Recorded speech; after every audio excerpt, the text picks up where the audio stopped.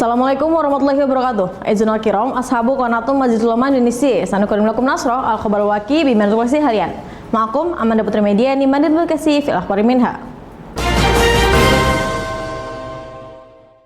Mengawali berita pada hari ini, Badan Pengelola Transportasi Jabodetabek Kementerian Perhubungan kembali membuka layanan Jabodetabek Residence Connection di Bekasi, Jawa Barat. Layanan JRC ini dibuka untuk dua rute yang melintasi Kota Bekasi dan Kabupaten Bekasi, yaitu Perumahan Harapan Indah, Stasiun MRT Blok M, dan rute kedua Harapan Indah, Pasar Baru. Sekretaris BPTJ Dedi Cahyadi mengatakan jumlah armada yang akan beroperasi untuk kedua rute tersebut masing-masing berjumlah 3 unit. Tarif yang dikenakan untuk kedua rute dimaksud sebesar Rp25.000 dengan sistem pembayaran tunai. Dalam keterangan tertulis pada Selasa 9 Juli 2024, Dedi Cahyadi mengatakan estimasi perjalanan dari Harapan Indah menuju stasiun MRT Blok M adalah 1 jam 6 menit. Sementara dari Harapan Indah menuju Pasar Baru adalah 49 menit. Ia mengungkapkan layanan JRC ini merupakan kolaborasi antara pemerintah pusat BPTJ, pemerintah daerah Dinas Perhubungan Kota Bekasi, dan Dinas Perhubungan Kabupaten Bekasi. Pengembang pemukiman PT Hasana Damai Putra serta operator bus PT Sinar Jaya Megah Langgeng. Selain itu, Dedi Cahyadi juga memastikan layanan JRC yang diluncurkan telah disesuaikan dengan standar pelayanan minimal. Di antaranya yaitu memiliki fasilitas pendingin ruangan, standar dudukan yang mudah untuk disesuaikan, satu pengguna satu kursi, dan memiliki charging board atau USB port untuk HP, serta kapasitas tempat duduk yang mencapai 43 kursi dengan menghadap ke depan. Sebagai informasi, JRC merupakan layanan angkutan yang disediakan oleh BPTJ sejak 2017 yang menghubungkan pusat-pusat permukiman atau perumahan di Bodetabek menuju pusat bisnis dan aktivitas di Jakarta.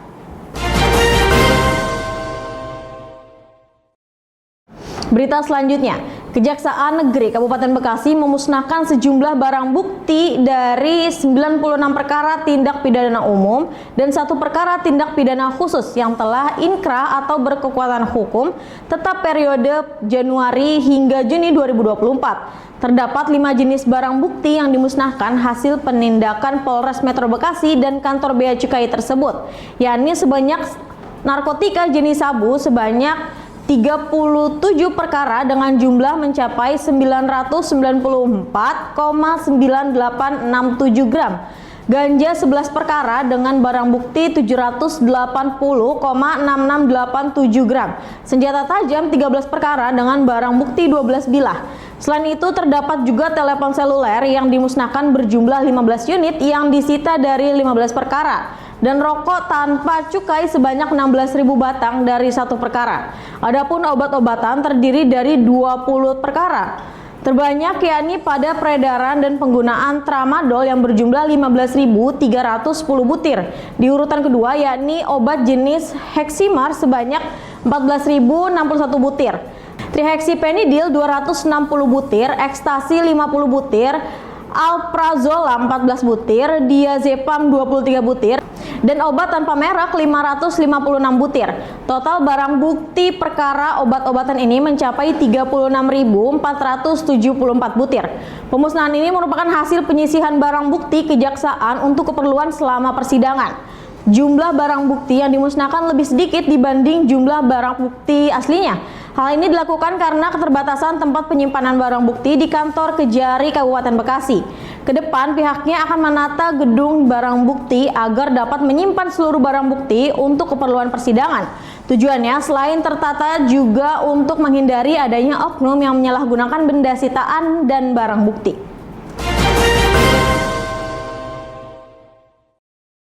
Berita selanjutnya, seorang pria disekap selama 3 bulan di sebuah kafe di kawasan Jalan Pendidikan Raya Duren Sawit, Jakarta Timur. Korban berinisial MMR yang berusia 23 tahun disebut mengalami penyiksaan oleh sejumlah orang.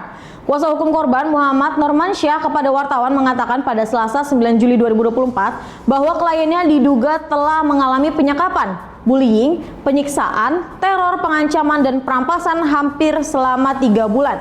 MMR diborgol dan diikat menggunakan kabel, ditelanjangi, dan mengalami pemukulan secara bergantian. Bagian tubuh korban juga ada yang dibakar, dijepit menggunakan tang pohon, dan disundut. Parahnya, MMR dipaksa makan batu kerikil dan puntung rokok serta kepalanya dihantam menggunakan tabung gas 3 kg. Nurmansyah mengatakan penyekapan berawal dari tindakan Wan Prestasi atas selama jual beli mobil antara MMR dan terduga pelaku berinisial HRA. Keduanya dikenal berteman baik dan korban pun dianggap sebagai orang yang pandai mengelola bisnis jual beli mobil.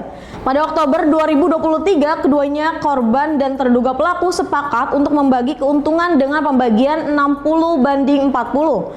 Awalnya penjualan mobil berjalan mulus, namun pada transaksi keempat korban mengalami kendala dalam melaksanakan pelunasan karena dana hasil transaksi keempat sekitar 100 juta rupiah digunakan korban untuk keperluan pribadi yang mendesak. Seharusnya uang 100 juta rupiah itu diserahkan ke terduga pelaku. HRA tak terima dan mengajak korban bertemu di sebuah kafe pada Senin 19 Februari dengan alasan meminta bantuan untuk menggadaikan mobil. Setibanya di kafe, MMR langsung ditagih untuk melunasi hutang oleh HRA. Nurmansyah menyebut korban kini mengalami trauma berat, bahkan korban masih sering lupa ingatan hingga merasa panik berada di dalam mobil.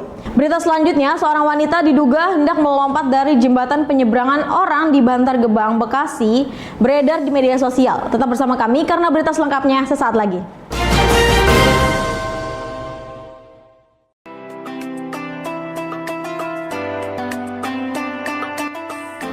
Menjelajahi dunia Islam serta menambah wawasan dengan menelusuri sejarah keagungan Islam dan peninggalan. Mari, perdalam pengetahuan Anda bersama Islampedia. Jangan sampai ketinggalan. Saksikan episode terbaru dari Islampedia.